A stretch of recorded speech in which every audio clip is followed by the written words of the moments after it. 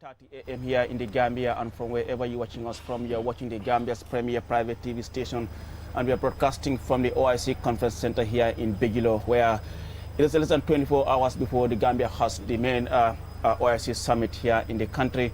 I mean, like we said, I mean, for the past couple of days, we've been witnessing, I mean, the senior government and ambassadorial meetings. Yesterday, we witnessed the opening of the Council of Foreign Ministers meeting here at the same venue where, I mean, tomorrow at this time, world leaders of the 57 OIC member countries or their representatives will be meeting to discuss issues affecting the Ummah. And like I said, I mean, from today, I mean, the world leaders will start arriving into the country already. So many of them, their foreign ministers are here.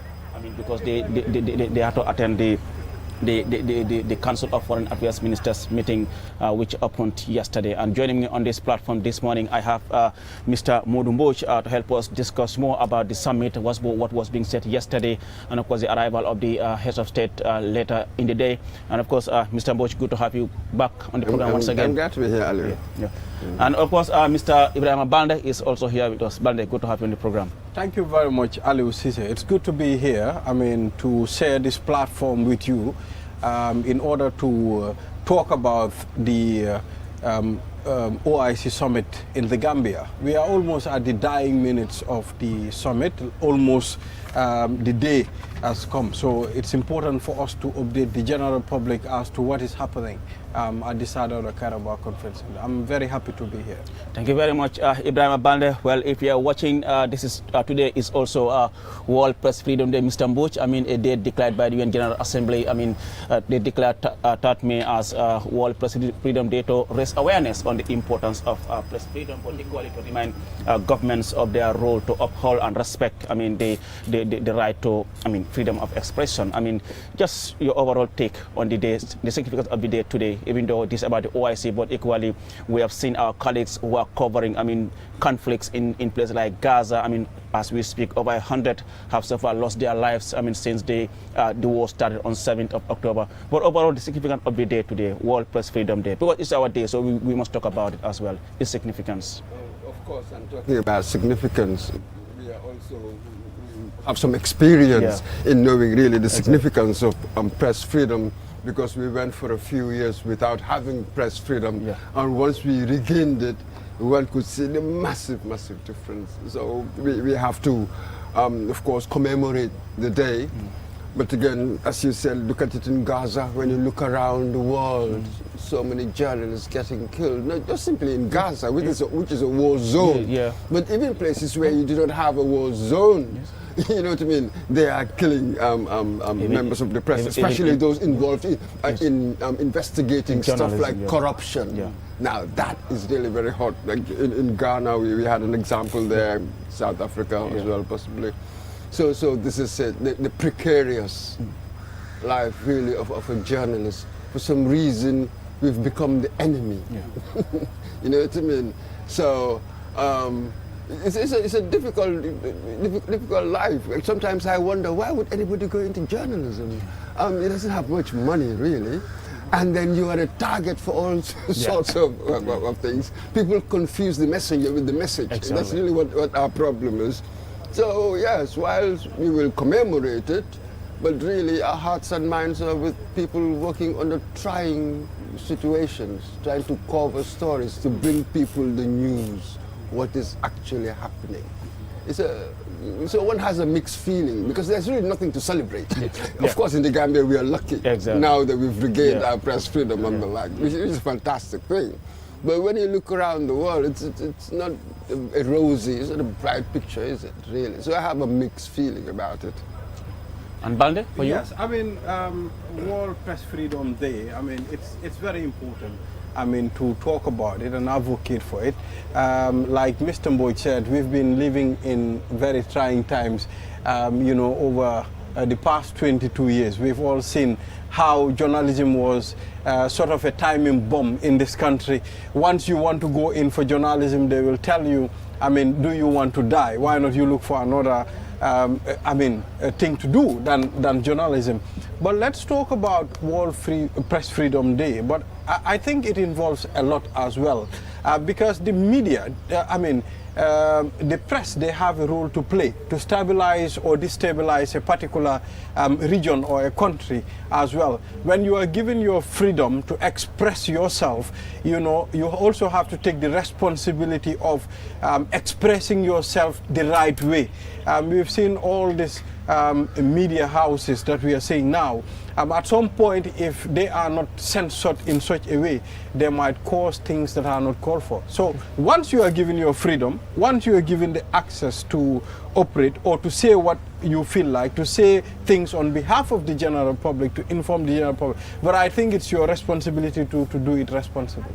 And Mr. Mboch, like Ali, you I said, think you know that better because yes, you are a senior journalist. Exactly, because like you said, yes, almost 17 years in the profession, I have really experienced a lot within the newsroom. But I mean, Mr. Mboch, you talk about, I mean, now the environment is much more freer than we used to witness, I mean, from 1994 to 2016. I mean, when you look at the media landscape now, I mean, we have so many people now taking up journalism as a career. Where do you think we have improved, and what are some of the things that you still believe we still need to improve on? Well, what do you mean? Improvement, perhaps in numbers. Yeah.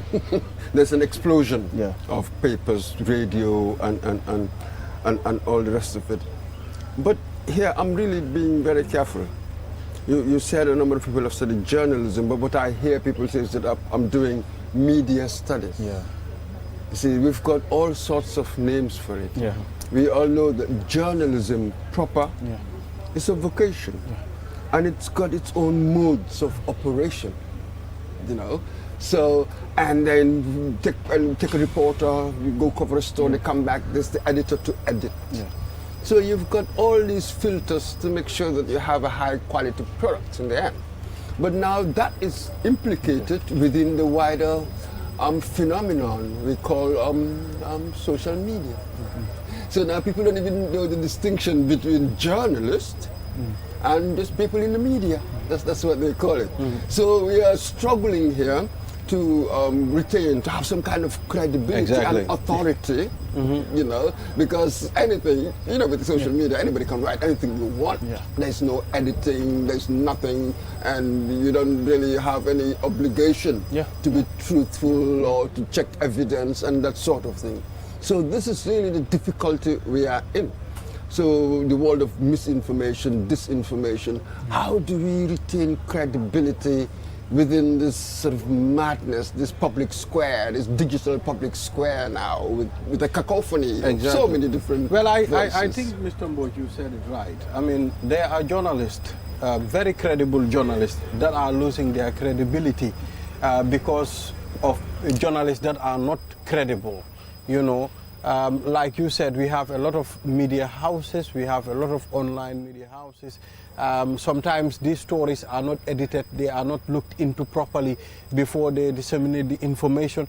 I think those are the things that are putting all journalists into one box. You know, once people see those types of reports, all they'll be saying is, I mean, these journalists, this is what they do. While you have very credible journalists, I think as a journalist, you need to go through the right process, the right steps to be able to practice. At some point, my colleagues will call me a journalist, but I normally tell them on this platform, I am not one.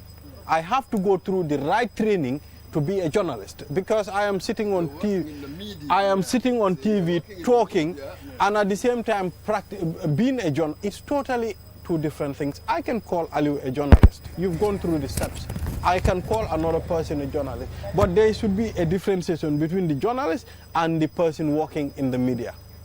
Thank you very much, Ibrahim Abande. Well, viewers, if you are watching, this is QTV, the Gambia's first private TV station, and we are broadcasting from the OIC Conference Center here in Begilo. And then, like we said, I mean, we are all set both at the airport, where I'll be giving you live images of the arrival of the heads of state, and of course at the conference center as well, where the summit will be taking place tomorrow here at the OIC Conference Center. Like we said, I mean, the Gambia is hosting this 15th OIC Summit, which is the second largest intergovernmental organization after the United General Assembly, which was formed in 1969. But the Gambia joined the global body in, of course, 1974 under the then former president, the late Sir Dawda Kairaba Jawara.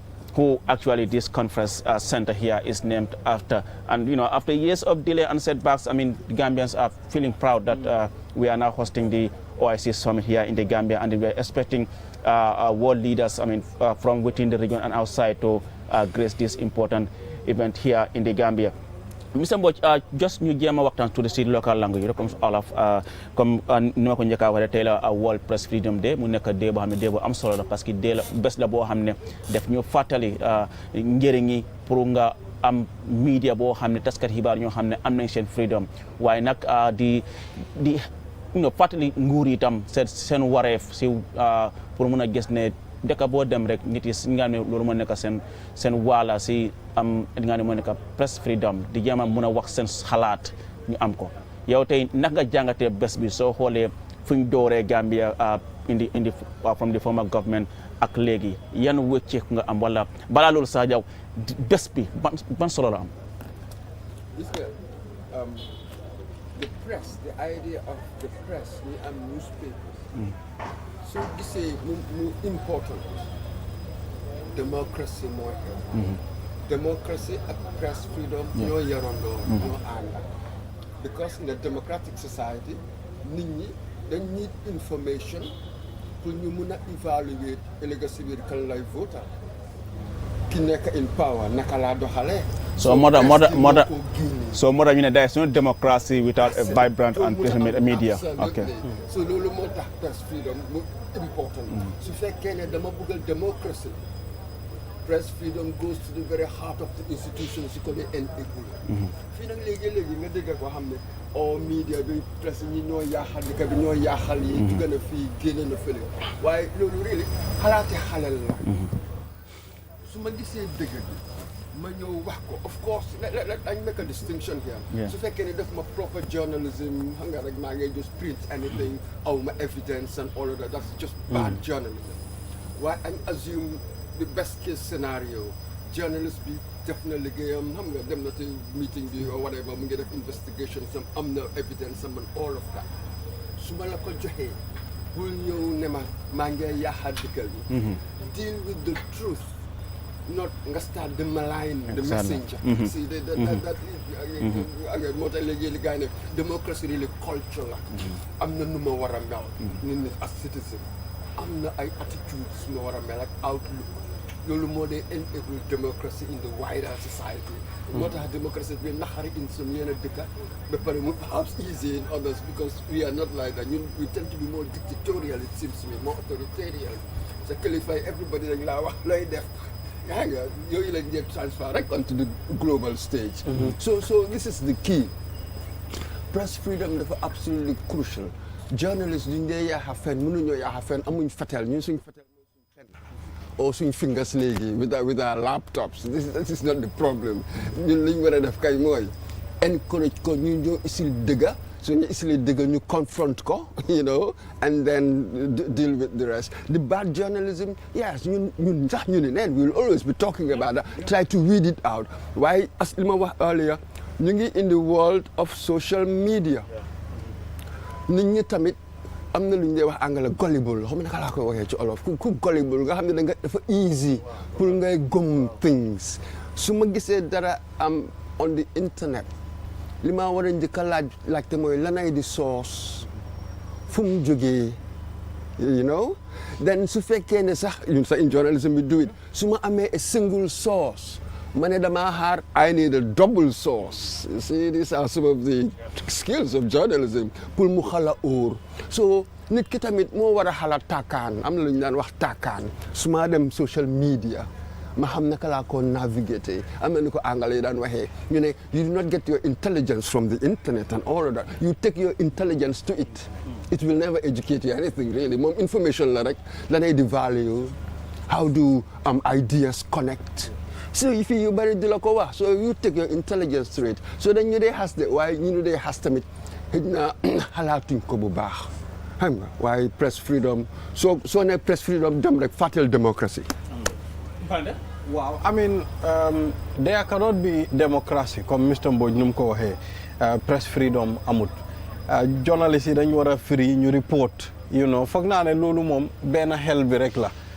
journalist yi suñ mënut a report li nga xam ne war na moo xew lu nekk di xew si réew mi then there is no democracy waaye Mr Mbodj man mënuma understand point boo ne journalist bi mënut a yaaxa mënuma ko understand because soo seetee history bu mel ni Rwanda won nañ la ne ñu ne la ne media bi moo instigate fight boobu noonu ba loolu tribes si ñoo lifen so it's also important pour ñu bàyyi xel si lan lañ war a report nuñ ko reporté because there are other information yoo xam ne mun naa am yow noo ko intene keneen dégginam bi dafa ute so it can be very dangerous. Of course, radio genocide.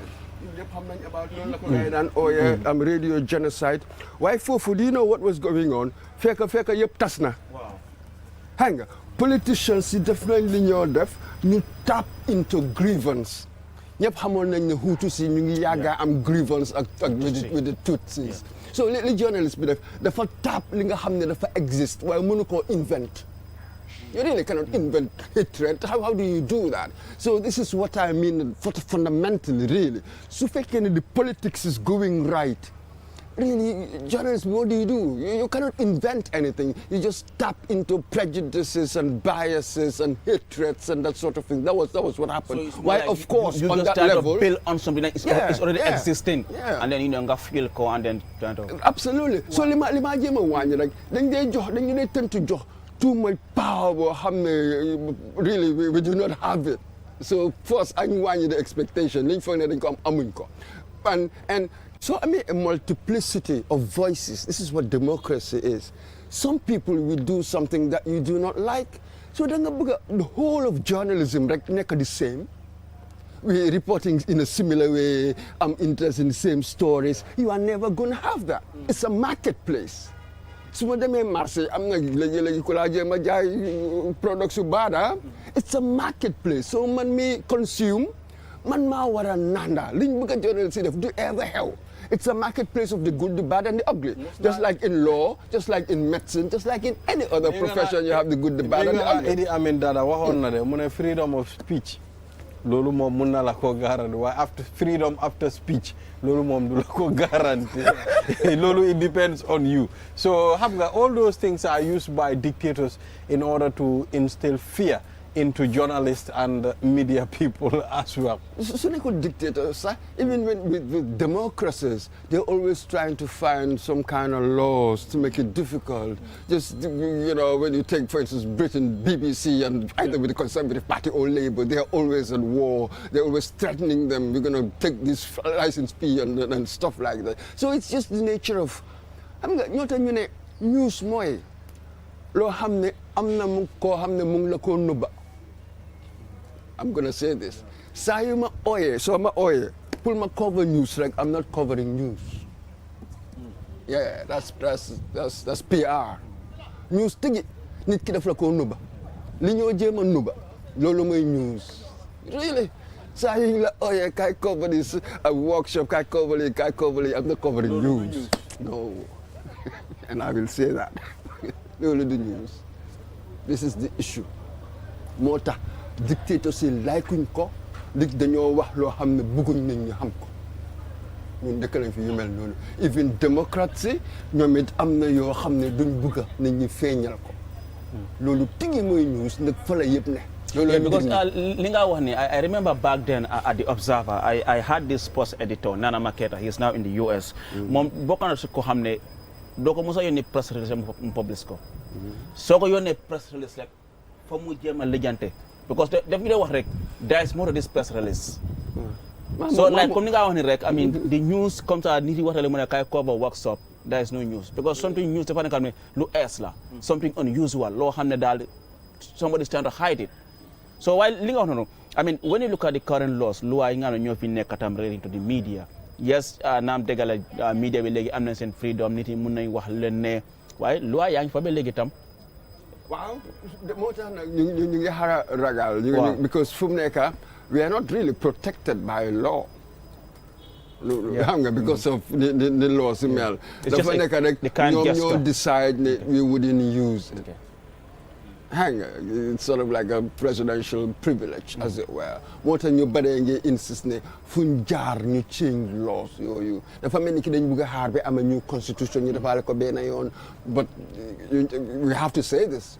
You can talk to them because in theory, in practice, there's something else. In theory, they can apply some of these laws because they are still there in our books. So, well, nañu waxtaan yëfi responsible journalism, responsible media. Naan dëgg la, yes, I mean, we said, we want to have that freedom to do our work effectively. But as a journalist, I mean, you have been in the media for many years. I mean, responsible journalism. Langa for lolu mo nekk responsible journalism. Well, conscientious. I mean, first, of course, you need to go to school. You need to understand what journalism is. I'm the hard stuff. How do you write a story? Lanway a story? How do you shape it? I'm got that mechanical stuff. Why? I'm learning the values, the ethics, especially how significant journalism is or the press is to democracy. So, I work conscientiously. Even though there are many challenges. So, for instance, a private company, private radio and all of that. Maybe you might depend on government putting contracts. How do you do that? Dama dey gis sa ñu jël journalist organization bu them cover event somewhere, then they pay your transport, they pay for things. You see, su ma bëggee independence tëggi, I cannot rely on anybody for anything.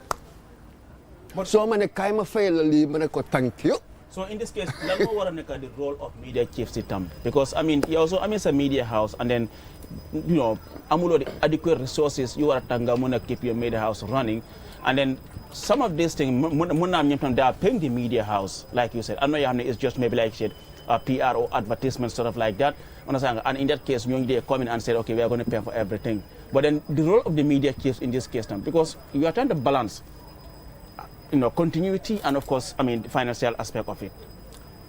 It depends on what I want to do. You want to pay salary, you want to get that equipment and all those stuff. Yeah, people can form PR companies and whatever. That's all really the wider meaning of media these days. You can do all of that there. Su fekkee da nga bëgg def conscientious journalism. See, man dama narrow down exactly. Dama ko narrow down.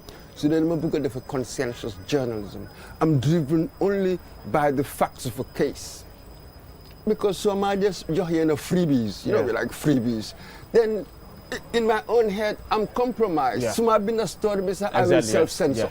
These are the psychological pitfalls. So I truly that kind of journalism. If I do not have the money to do it, I wouldn't go in it. Well, I'm not when it comes to the editorial policy, when the media has been their own editorial policy. Oh, absolutely. Why? Even the big international media that you talk about, they have their own policy. There are certain things that they won't cover, they have no interest in it. Just like what we are saying in Gaza at the moment. And certain media has the interest they have in covering the war on Gaza. Certain media has among that interest in it. So the editorial policy, the interest and all those stuff. Yes, yanko editorial policy. Exactly what. Man ko ideology. Exactly. Kuneka amga sa ideology. So what Britain, the papers and news outlets. Ideology moy they tend to support right-wing ideas and social policies and the like. Right-wing bugun tax torop, they are really for the rich. Left-wing ideas, they don't mind to tax the rich, put a good welfare system. So the division is along ideology. What is my vision of social order? Could I have a vision of social order? Why not?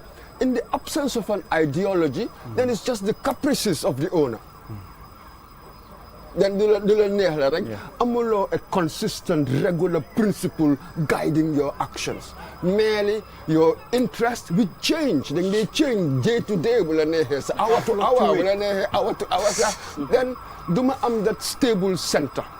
I need to have a stable center as a human being, as an individual human being, or as an organization, whatever. What's my identity? and I need to be honest and be loyal to my identity. It's very important. I'm not a responsible journalism. You have to, prioritize accuracy, impartiality and integrity. That is very significant in whatever you do. Bu nekkee ne journalist nga yooyu noonu soo ko compromise rek it's a problem. But man am na lu ma tiit tuuti. Aliou wax na fii dara. Bu nekkee ne comme tey yaa ngi war a dem cover a particular event ñu jox la pass ñu jox la yëpp at the end of the time yow da nga am that notion ne story bi dama war a make sure mu xaw a lifin maybe in favor of the person ki nga xam ne moom a indi so that next time this is going to happen. So how are we going to change all those things? Loolu dafa naxari Mr. Mbodj. Of course, the whole point why maa ngi wax yi mooy simply for journalists pour ñu xam li ñu face. You know what I mean? Ma xam the pitfalls, the perils I face, the modus operandi bi ñu am nii really. Then ma careful. When you are self-aware, you can see it, then perhaps you can avoid traps. You know what I mean? Perhaps you don't overdo it. Why? This is the key. Then you want to have what are our options? What is achievable? Man said, then boom a fool, fools more try to fool other people. You know what I mean? If there are interests, bearing on what I do, people will see it. You know what I mean? People will see it. So it's a matter of choice in the end, really. Education, training, experience, knowing what you want. In the end, you decide. I'm not a media house, like when they don't report a particular story, many people will not believe until and unless they report. So I think the market works in all sorts of ways. It's a niche audience, as it were, then you cater to them. You cannot really cater to everybody. It doesn't work like that. We said it earlier, it's a marketplace. So you have to have an identity. What is my identity within this marketplace? Do I want to bring out populist programs? You have other stations or TVs. They bring a material that is slightly tailored for the educated. So you have a whole marketplace. It depends on, lan nga buga, lo buga jahe, then deal with that, according to some integrity, obviously. But so earlier on time, because I remember during the last independence celebration, they had that national dialogue and they were discussing on key thematic areas.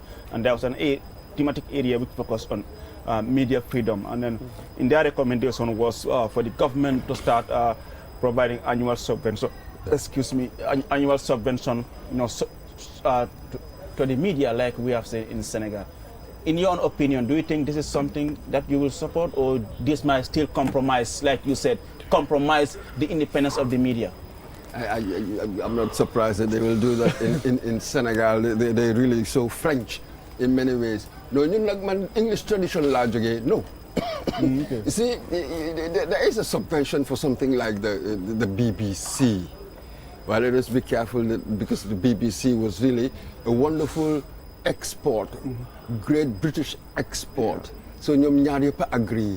Di nga gis ne do they really support any party, but perhaps more left wing. You know what I mean? So that is really an exception. Man, for what we have today, state institutions, obviously, you get your money from government, you will get stuff like that, the subventions, whatever they give the institutions. Private ones, I am not so sure. I have to be honest with you. It is a marketplace. We all do not have the same agenda. That is not true. We all talk about development. These are generic terms. They are abstractions. Always the trouble will come when we talk about, okay, when we say we want development, prosperity, and all of this, what actions would that lead us to? We will always argue over the actions. You're going to have different ideologies, maybe liberal approach or more state approach and that sort of thing. So you are never going to have that common platform at all. And when they give you money, they will expect a certain treatment. For me, this is really what I'm scared about, and the danger of compromising yourself when private accepts money from Well, I think I am. I'm not mom, you know. Wow. Well, at this time I have to disagree. I mean, I think you put your mouth where you put your money. You understand? So once they start subventing money and giving it to media houses, at some point there'll be nothing like press freedom. At some point, because they will control what the media, have to say, what they want the media to say. That's what the media is going to say. So obviously there will be no independence of the media. So if this is enacted to law, I mean that this is something that you have to give to the media, subventions. It doesn't in any way, you are going to control the media. But for example, I mean, you're giving, for example, the judiciary is getting money from the government, but it's still independent. But that's still. But what's the difference here? Okay. Let us be careful here. Okay. The judiciary within the constitution, because we understand really the significance of the judiciary, so we want to give them what they call security of tenure. Okay. It's really difficult to sack them because they're really the arbiters. In a democratic society, when you have disputes, they are really the arbiters, as it were. They're neither this nor that. Well, in journalism, I'm going to have to judge government what it does. Minister of Finance, they've been giving this money. Where have they spent it? There's a lot more of evaluation of your projects, of what you are doing right now. It's more political. This is political in that sense. That one you've got to do with the legal aspects. Legality is just completely different from what is political. So here you're going to have lots of judgments about on all sorts of things. Because stories can come from anywhere, from any sector. So it is not quite the same to compare the two. A journalist, just as we said, you can have your angle or not. Whereas with the state, with the judiciary, you really do not have even a political view. That's really what the ideal is. You don't even have a political view. You just deal with cases, and they do not always deal with governments. Individuals, two of us, you go there, they adjudicate. So there are massive, crucial differences between the world of the law and the world of journalism. To use them as an analogy, I think, is to oversimplify the situation. Okay. Jërëjëf Mr Mbodj ak Ibrahima Bande mbokk yi nga xam ne yéen a ngi seetaan QTV di leen dalalaat rek leen welcome back fii ci nga ne moo nekk di OIC Conference Center fi nga ne mu ngi fii ci Bijilo fi nga xam ne li nga xam ne moo nekk di OIC Summit jotaay boo xam ne moo war a am fii ci Gambia fii la war a xewee comme ni ma leen ko waxee rek démb lañ commencé li nga ne moo nekk di Foreign Affairs Ministers meeting bi comme dégg nga yéen a ngi seetaan QTV indi leen li nga ne moo nekk di opening ceremony bi comme ni ma ko waxee rek suba incha allah li nga xam ne moo nekk njiiti réew yi wala seen représentative ñoo fi war a teewaat pour li nga xam ne moo nekk di actual OIC Summit bi xam naa commencé ko tey njiiti réew yi dinañ commencé di ñëw nga ne moo nekk Gambia fi nga ne moo nekk Gambia pour fekkee li nga xam ne moo nekk OIC Summit bi bari ngolo mel be QTV jube kangal bismillah ko tenke apenti mutana jang ko tenke pour na daily live coverage nyatali wala mu OIC Summit ni nyala ko wala be kering Banjul jang ñin temetam plante be sa dawra Kairaba Jawara International Conference Center dula me yana ko summit o nyanta kala ñu dilantole ko nga fal ñamen kunun conference of council of foreign ministers la meeting wala commencé da kunun and ngalong albi aliya jube QTV bidum inshallah ñaton ko me yana ko wala nyanta kana pour que mabe actual summit ñu me yana ko nyanta commencé la soma wolbe pourtant Gambia jambi soma inshallah summit ñu fombe commencé la sa Kairaba Jawara Conference Center membe Bijilo jam musidɗa ngol meɗaɗa QTV mboɗa bisimilla kadi min garti ɗo sa dawda Kairaba Jawara Conference Center pour adana mo ganduɗa ko ɗum woni di OIC summit ɗo comme no gandi oni rek bila hanki ganduɗa ko ɗum woni Council of Foreign Ministers hanki ɓe puɗɗi meeting maɓɓe o janggo sel jaɓe inchallah ganduɗa ko kamɓe goni hooreje leyɗeje ɗi woni présidence o walla vice présidence walla prime ministers walla foreign ministers ko kamɓe hawrata ɗo janggo inchallah pour tawede ganduɗa ko ɗum woni o meeting OIC Summit ganduɗa ko meeting baɗɗo solo bila hande noon mbaɗa andi kewɓe ɓe garat hande inchallah ɗo ɗo Gambia pour ɓe tawi ganduɗa ko ɗum woni OIC Summit o ɗo Gambia.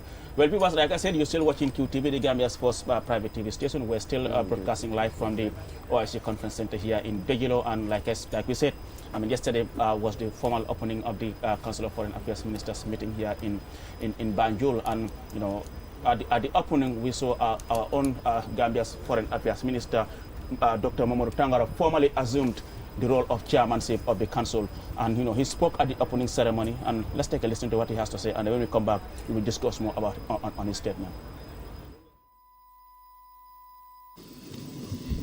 Merci beaucoup, Monsieur le Secrétaire Général, pour cette brillante allocution. Now I will have the singular honor to give myself the floor as chair. Bismillahirrahmanirrahim.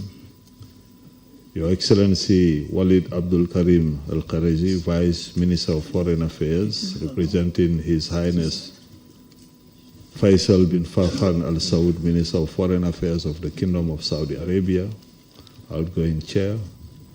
Your Excellency Mr. Hussein Ibrahim Taha, Secretary General of the Organization of Islamic Cooperation, honorable ministers, distinguished delegates, ladies and gentlemen.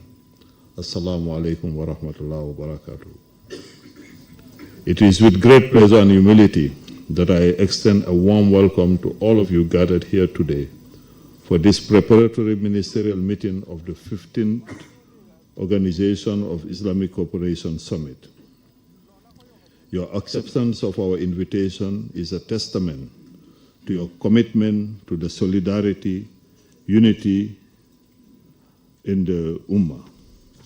I would like to express my sincere gratitude to the heads of delegations, ambassadors, and all those who have tirelessly worked on the draft final communique, the resolution on Palestine and Gaza, and the Banjul Declaration, which are to be reviewed and adopted at the summit. Your dedication and hard work have been instrumental in shaping the agenda and program for our upcoming gathering.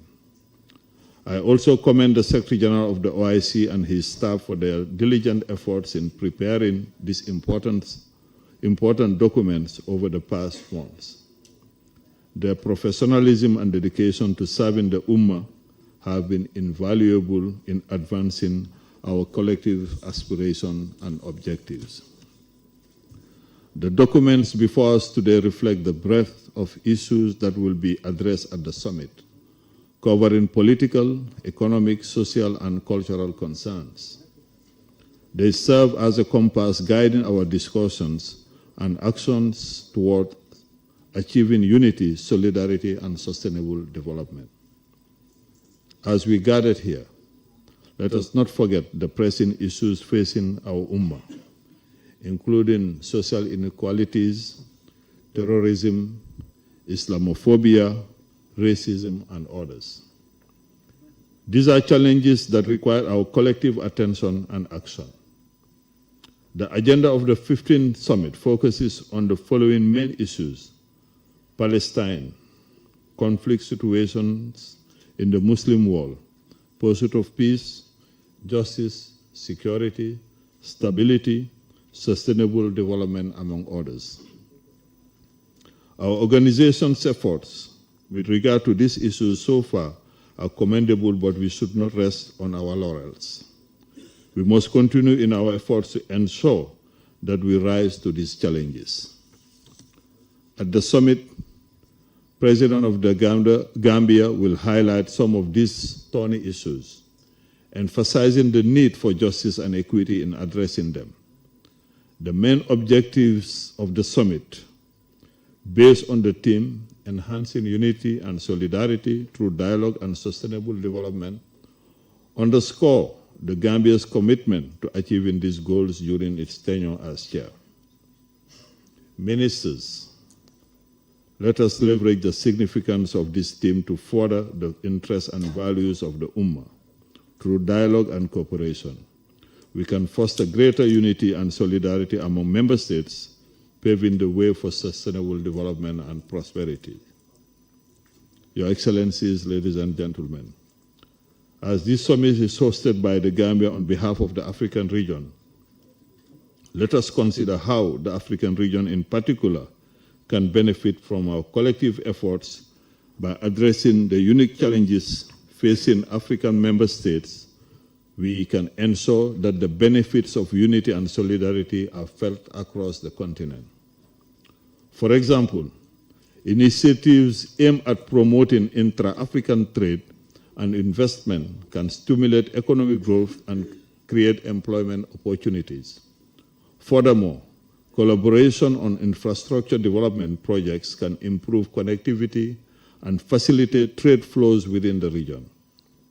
Additionally, efforts to enhance education and healthcare services can empower African communities and contribute to human capital development. By investing in sustainable agriculture and renewable energy, we can address food security and environmental challenges while promoting economic resilience. The Gambia's Minister of Foreign Affairs, International Cooperation and Gambians Abroad, Dr. Mamadou Tangara, a seasoned diplomat who has been very instrumental in hosting of this summit as, our chief diplomat and of course the chief envoy of the president in, reaching out to other member countries to seek for funding and support towards the hosting of the OIC Summit here in the Gambia. Mr. Mbouch, Mr. Balde, dégg ngeen the minister li mu gaaroon si waxam bi wax na wax yu am solo si wàll li nga xam ne moo nekk ay jafe-jafe yoo xam ne muslim umma bi ñu ngi ko jànkuwanteel lu mel ni Palestine waaye wax na tam di need pour ñëpp ñëw together unite and so solidarity pour mën a gis ne lépp loo xam ne séntu nañ ko ñu mun koo am ci wàlli indi jaama ci li nga ne moo nekk muslim umma bi waaye si yow lan nga foog ne moo gën a am solo si waxam bi. Perhaps, I don't know, Palestine, because of Hinali Hell right now, that is so important. You offer, what do you call it, ceasefire. When you stop here, Nyata them 35,000, 36 is going on to 40,000. How many then you ample ray, pull you a ceasefire? So I think the emergency of the moment, really, right now. Palestine la war a nekk so it will be interesting pour xam nga bi mu dooree mu ne also dinañ gis the resolution they're working on the resolution on Gaza now that would be very very interesting so emergency situation absolutely hot but really what we can do about Palestine right now because the suffering in there is just unconscionable it's just unbelievable. So really I think that's the key. Every year we have these resolutions.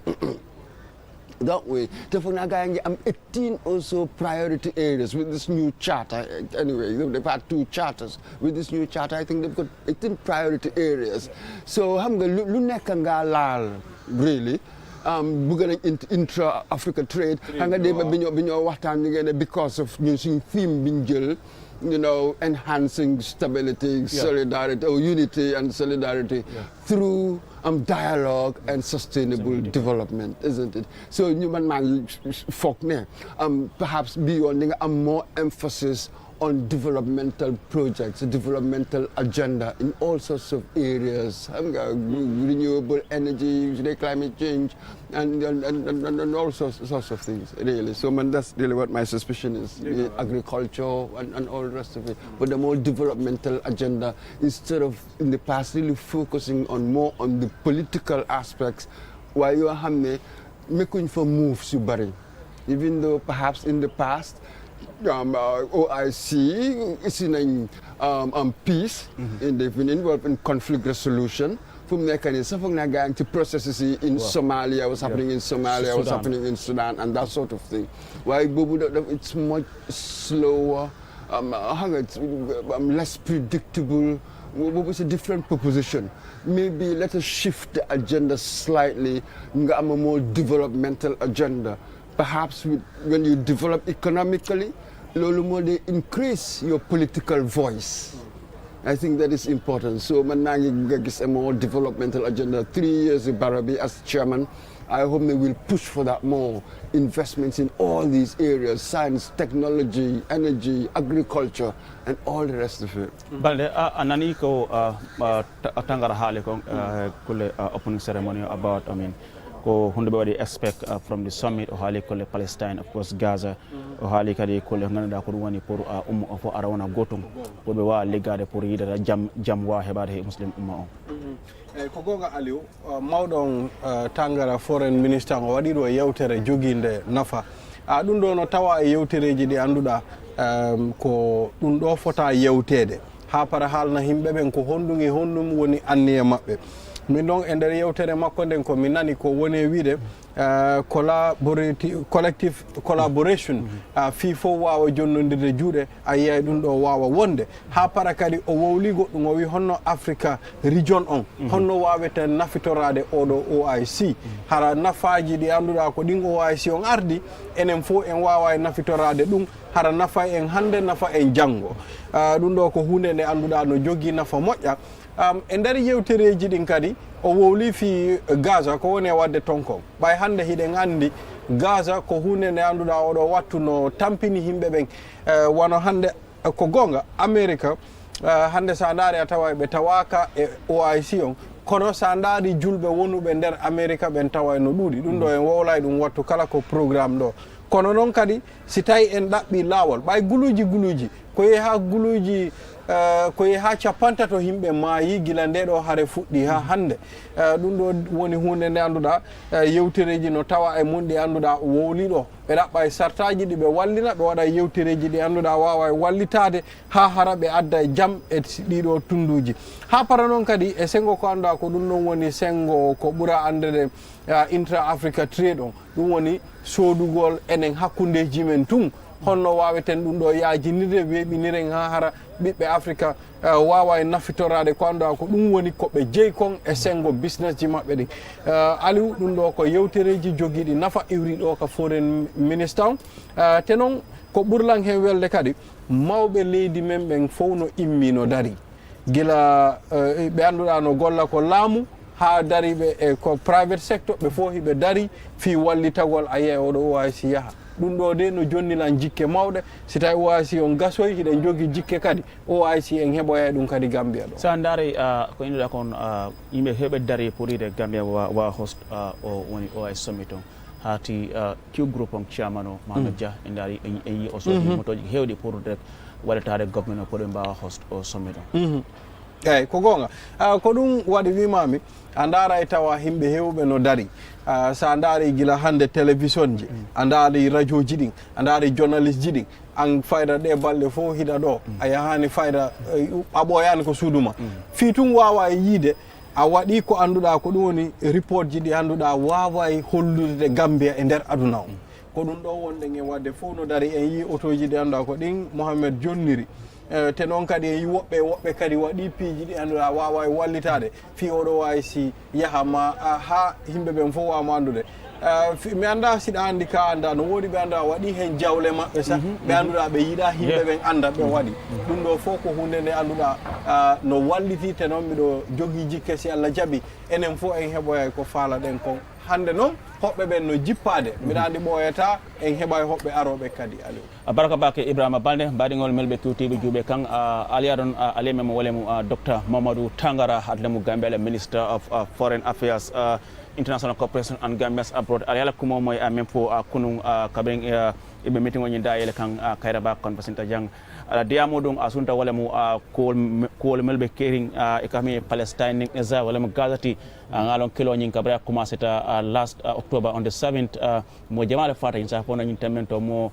mela ka tambira mo wulit pen sabah me yana ko wolle fata je ani mol mel barmata fata siata bake so nyin sommi dum jikobe jele e ba jubela isi mona keno kaje Cairo e muru Gaza bari dol fana me yana ko Cairo mantaje me yana ko sata me yana ko munta Sudan Somalia ani banko koten kaje Cairo sabatije ani muslim umani fana ibe ke kankilinti kaje e lafta ka men soto ya soto so wala mu Dr. Modu Tangara atlemu Gambia la Minister of Foreign Affairs, International Cooperation, and of course Gambians abroad. Atleka Diamuni je kunung kabring ibe meeting o dialect and jang Sadara Kairaba Jawara Conference Center. Well, because like I said, I mean QTV, we are here. We'll continue to give you live coverage of the happenings as far as the summit is concerned. And like I said, I mean from the arrival of the heads of state today at the Banjul International Airport, I mean we'll be giving you live images. As they jet into the Gambia for the OIC Summit, but equally we'll also be here to give you the live coverage of tomorrow's session here at the conference center here. Like we said, I mean President Barrow is going to assume the chairmanship of the OIC for the next 2 years. And then yesterday we saw our own Minister of Foreign Affairs, Modu Tangara, a seasoned diplomat, someone who had also represented the Gambia at the UN, is now the chair of the Council of Foreign Ministers. Something which is a quite big thing for the country, Mr. Mbodj. Dëkk bi ak nu mu ndawee yëpp ñu war a chair li nga xam ne moo nekk di OIC bi President Barrow moom moo war a nekk chairman bi for the next 3 years. Gis ne Modou Tangara moom moo nekk chairman of the Council of Foreign Ministers. Lii lan la wone? Leading roles within the OIC setup. Sadara Kairaba Jawara was a highly respected figure within the OIC setup. Send select committees at the height of the Iran-Iraq war. Momoneka on the chairman. Sadara mom bossam was just. Absolutely. So even at the ECOWAS level, Sadara was exactly. You know, yeah. So the family can rediscover. Yeah. Yeah. I'm on a certain cachet within these organizations. We're simply rediscovering them, and we've got a long way to go. Yeah. So obviously, the very fact that we go host the OIC, that is the unlikeliest thing to happen. Can you imagine? In Africa. Yeah, the current Secretary General.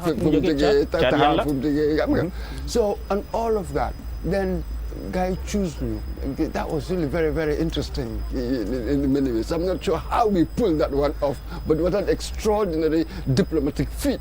So in that case, do we have to credit the former president despite all what happened? Yes. Yes. Because it was secured during his tenure. Yeah. So one has to concede that. Yeah. And just yesterday I was telling somebody, from now on, if nothing else, I wonder, so if I on the OIC, so highway be didn't come or not. And already you get the benefits. That's really, it's such a massive facelift. Like just seeing landscape, this urban. It is unbelievable. So we are seeing the benefits, small, hosting it, national prestige. Perhaps people who didn't hear about Gambia would be very little. Now you might go and Google and say, well, actually, the only OIC in this country, what is it about? Generating interest and that sort of thing, and infrastructurally we gaining as well. So for me, I'm not sure what the communication will be. So far, everyone is proud. Yes. I mean, with the progress being made. But recently, Mr. Mbodj, the power cuts every now and then, the frequent power cuts, Mbalitam Nekodis Yama sabotage event be, because I'm delegates, it is a time that all of us will be enjoying uninterrupted power supply, and here we are having this frequent power cuts here and there. I mean, it will be probably the affect some. The Masa de Madagascar elect me neka meeting be light them. Power them. No. Honestly, man, they'll also, I mean, it's going to be national embarrassment. There are always all kinds of risks. Exactly. But one would think, you know, adequate system, structure in place. An event of this magnitude. An event of, absolutely. Wow. So if you can plan B. Because understanding at the opening of the senior government officials meeting, the opening, I'm never lied them. When the meeting started, everyone was proud that finally, wow, we are here. We are now hosting the summit. Power them. And then Balamuji Kuran them within that short period. So I think these are things you have to think all the time you avoid. To be honest with you, I mean, with all what's being done over the years, over the months, you want to best summit be, and then young emphasize. These are things you have to feeling low. You in Daula, whatever gunman swing away. These are things you have to consider. Imagine you talk to whole be, you need light for them. Yeah. something loo Well, xam one ne has to say, Yeah. I'm for some organizational and then failure. people are asking, One you know, has to say that. all this while, you know, après mu ngi la stable summit bi door rek, you know. So loolu foog naa dafa am little things yoo xam ne those things should not be compromised. The issue of power, yu mel ni security ak yooyu noonu, those are very significant for an event like this. Xam naa ne there will be a contingency plan yi nga xam ne mën nañ koo teg should in case loolu mu xew, because we have automatic generators here yi nga xam ne power su demee sax doo yëg ne dem na dafa kick automatically even institutions are doing it. At the end of the day ñun yëpp our interest here is to just ne ñu am a very successful OIC hosting. I mean am na yoo xam ne is a reality. Even suñ ko waxutee people are talking about it. So pour ñu wax ko ñi nga xam ne ñoo nekk in charge ñu mën a xam ne they should step up and make sure ne lii bu mu am. We are in the midst of the summit. So ñun ñëpp ku fi toog bu kenn bëggut problème mu fail. Intention is ñu exactly moo tax ñu ko waxtaanee fii rek. Understand te bu naa loolu dafa am solo. But then I mean yes, but then going forward, I mean like you said, I mean the OIC has come with so many projects yoo xam ne they will have a long-term impact, positive impact on the country. Like you said, the OIC rules, the 20 new urban rules and all those stuffs. But then post the summit, after summit bi, understand nga lii fa nga foog ne fa la muy by Gambia. Well, it depends on lan la ñu reap fii. I've heard that we've been having few. I think we've got a few bilateral talks, as it were, which really helps. It allows you to have an agreement with another country. Apart from the multilateral body, bilaterally, you ngi def benn ak Qatar. Perhaps you can do other things with others. Because really what you want, when you identify certain key areas that you prioritize, then make a genius at resource mobilization, then try to have agreements with countries you think that they can help you. These are some of the ways that you can leverage and OIC. And then you also hope that, you know, during our president's chairmanship of it, resolutions in your past. They have decisions and all of that. How can we be a pressure on at least the low-hanging fruit? We make tangible actions towards realizing them. Like such organizations, big organizations, you know, pare resolutions, why for instance, the one we had in Saudi Arabia, the 14th one. How much of the guy achieved by this time? Maybe when we listen to the communique on Saturday, Sunday, then I begin to get comparison and see how much been achieved. So this is it, making sure that swing resolutions, really we practicalize them, we put them into action. Would we be a force for that sort of thing? I do not know. Exactly, and it's important because Aliou mentioned Lulu, dafa am solo ñu bàyyi ko xel. You know, mënuñoo dem ba ci biir event bi rek kurang dem. Because loolu dina am. waaw loolu dama xala gale waaye nañ ko wax pour ñu wax ko rek ñu xam ne ñoo nekk in charge ñu xam ne nit yaa ngi seetaan te nit yaa ngi ko wax tam. man dem naa event boo xam ne musuma foog ne courant dina fa dem. waaw xam nga rek bu fa demee ba de am naa yaakaar ne du am this time because soo xoolee ñëpp niñ taxawee pour mën a gis ne OIC bi am because keroog maa ko doon wax di ko bamtuwaat understand nga ñëpp gis nañ nit yi naka lañ taxawee pour mën a gis ne OIC bi am. Just in the case of chairman of the Q group Mohamed xam nga yu bëri soo ko waxee people think because yaa ngi liggéey QTV waaye lim def si OIC Summit bii nii nekkul ñu bari ñoo ko mën a def mënoon naa toog private businessman la mënoon naa toog man nekkuma government du ma ko def kenn mënu koo forcer pour mu dugga si understand nga waaye nga jël na risque bi dugga na si def na yëpp just mën a gis ne OIC bi dem na ni mu war a demee pour just mën a gis ne sigil na dëkkaam just pour mën a gis ne Gambia am nañ ndam understand nga soo amee ku nekk mu ngi taxaw nag di def lii yëpp understand nga war ñoo allow certain issues la am ne mun na sabotage understand nga mun na wàññi am nga ñu bari liñ def understand nga because xam naa ne moto yi mu gën a ni these are millions of dollars millions la so nga soo gisee nit ñaa ngi génn di génne seen koppar di sacrifice def loolu yëpp am na seen système waruñ koo allow waruñoo nangu loolu tax ba you know prestige bi ak nit yi liñ defoon am nga summit bi ñu xal ko wàññi am nga ñun Q group understand nga soo lii foo ñu leeral ko because ñu bari ñu ngi sacrifice ñu bari ñu ngi dugal millions si lii yëpp pour ñu am ndam so am na yoo xam ne waruñoo allow because xam naa ne pour nga am like 87 87 or 89 vehicles, brand new vehicles. Nga mun leen indi si dëkk bi within the short period. Xaalis bëri la laaj. Understand nga? So yow soo defee loolu yëpp and then so what somewhere else also mun naa am nekku di def li mu war a def and because of that mu ngi xalaat wàññi the successful hosting of the event am. Xam nga def. dafa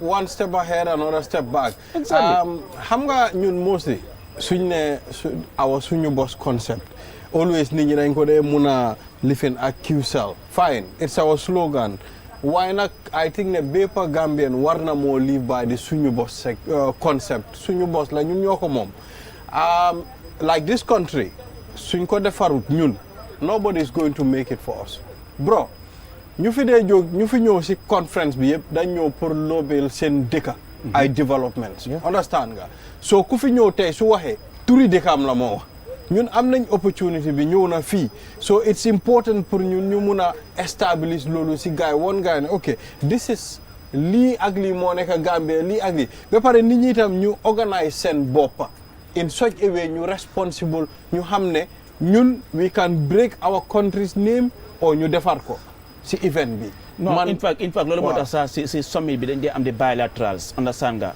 as we speak ñu bëri ñu ngi request to have a meeting with either the president or the foreign affairs minister. Right now as we speak today the foreign minister his schedule is full because ñu bëri ñu ngi request pour am meeting ak moom because bilateral yaa ngi dem summit yi nii waaye yaa ngi dem pour liggante tam sa dëkk just like when there's AU summit or whatsoever the Gambian delegation Barrow su fa demee wala keneen dem xam nga you attend si bilateral ndax nga meet investors ak all those things just nga xam ne mun nañ indi dara sa réew so ñu bari ñu ngay ñëw fi itam yes ñu ngay ñëw pour summit bi waaye ñu ngay ñëw tam pour ut amba partners bilateral and all those stuff te foog naa loolu am solo la yeah you'll be surprised at the deals exactly the guy they exactly with the bilateral exactly. that's how it works and the idea of the public private really the public am na so much yoo xam ne mënu koo def private la rely on exactly that's it so it was lucky exactly ne am nga fi somebody with that muscle pour mu create lim def within that short space